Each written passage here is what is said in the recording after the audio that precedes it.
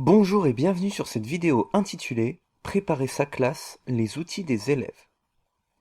Il est parfois complexe de savoir quels doivent être exactement les outils que doivent utiliser les élèves afin d'entrer dans les différents apprentissages.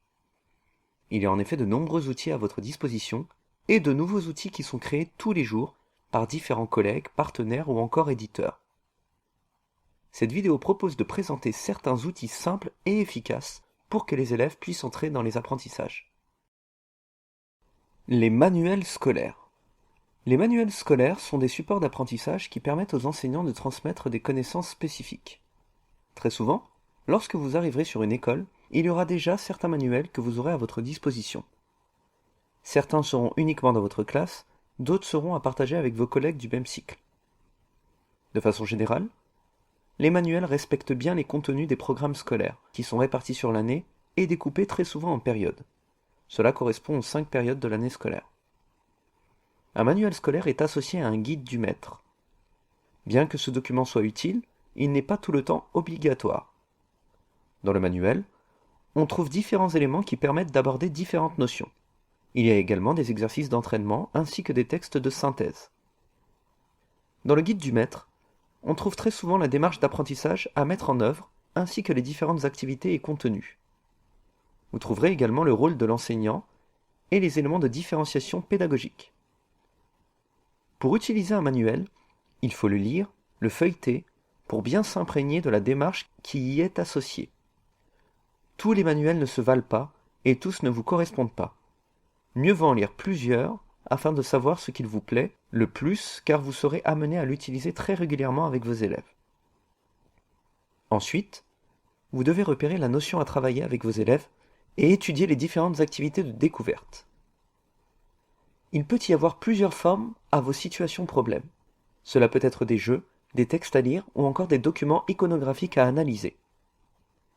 Vous devez ensuite, avec vos élèves, lire les encadrés correspondant aux règles ou à la synthèse d'une notion étudiée.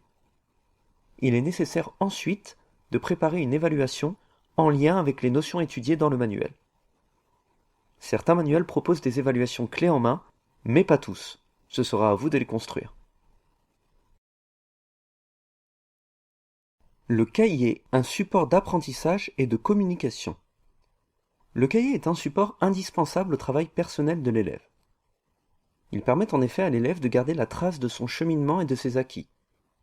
C'est également un moyen pour l'élève d'acquérir de l'autonomie. Il permet aussi à l'enseignant de contrôler les acquisitions des élèves. Le cahier, notamment le cahier du jour, est en tout premier lieu un support d'apprentissage. En effet, un cahier bien organisé permet aux élèves d'apprendre. C'est un moyen de structurer sa pensée et de se repérer. De ce fait, l'enseignant doit consacrer beaucoup de temps, notamment dans les classes de cycle 2, à l'élaboration d'une méthodologie adaptée. L'enseignant doit expliquer ou écrire, comment écrire, de quelle manière coller un document, et expliquer s'il est possible de dessiner. Il est également nécessaire d'expliquer où le cahier doit être rangé. Le cahier a donc une fonction pédagogique et méthodologique extrêmement importante. Le cahier a également une fonction de communication. Il est en quelque sorte le reflet de ce que l'élève fait à l'école. Il a donc une fonction informative et rassurante pour les parents et autres membres de la famille qui seront amenés à le consulter. De ce fait, il est très important que les cahiers soient vérifiés et corrigés très régulièrement. Ils doivent être communiqués également de façon régulière. Généralement, une fois par semaine est un bon rythme. Cela dépend des apprentissages qui y ont été développés. Comme c'est un support de communication, il se doit d'être soigné et lisible par tous. De la même façon, les commentaires que vous mettrez ainsi que vos corrections se doivent d'être lisibles et bienveillants. Enfin, le cahier du jour doit être clairement identifiable. C'est un outil que l'élève doit s'approprier facilement et de façon automatique. Il faut donc associer une couleur spécifique à votre cahier pour que cela soit plus simple pour l'élève de l'identifier. Le but d'un cahier est avant tout d'écrire. Il faut bien avoir conscience de cela. Par conséquent, il est nécessaire de ne pas faire trop de photocopies que vous collerez par la suite dans le cahier. C'est d'autant plus important que dans un certain nombre d'écoles, vous n'aurez pas le loisir de faire des photocopies à votre guise. Une quantité limitée vous sera en effet attribuée. Quels sont les principaux supports de traces écrites ? Il existe un certain nombre de supports de traces écrites. Il convient ici d'en présenter plusieurs. Ce sera à vous, en tant qu'enseignant, de faire votre choix en fonction de vos besoins, des besoins de vos élèves et de votre budget. Les supports diffèrent selon que vous soyez enseignant en école élémentaire ou en école maternelle. Pour l'école élémentaire, un cahier du jour ou un cahier de français et un cahier de mathématiques, il s'agit du cahier où les élèves réaliseront la majeure partie de leurs exercices. Pour les enseignants de CP et de CE1, un cahier ou un porte-vue de lecture. Un cahier d'essai que l'on nomme également cahier de brouillon. Un cahier ou un classeur de sciences, histoire-géographie, enseignement moral et civique ou questionner le monde en fonction du cycle. Un cahier de poésie et de chant. Un cahier ou un fichier ou pochette d'évaluation.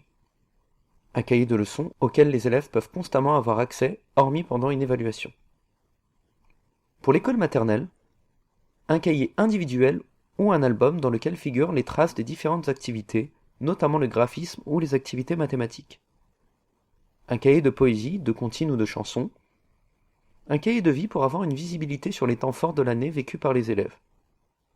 Enfin, une chemise ou un casier où sont collectés les travaux de chaque élève avant de les inclure dans les cahiers individuels. Ces travaux sont très souvent réalisés sur des feuilles mobiles. Il convient à l'enseignant de noter la date et de préciser éventuellement la consigne.